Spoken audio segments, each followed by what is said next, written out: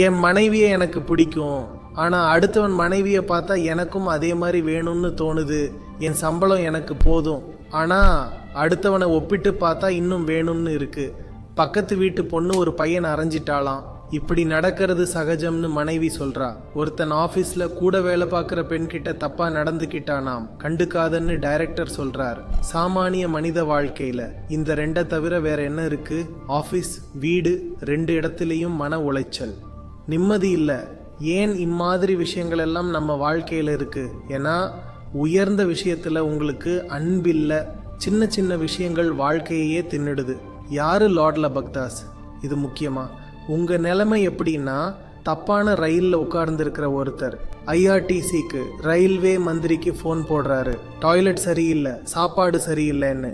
ரொம்ப முக்கியம், டாய்லெட்டும் சாப்பாடும். தப்பான ரயிலில் உட்கார்ந்துருக்கிறீங்க, அதை பற்றி கவலை இல்லை.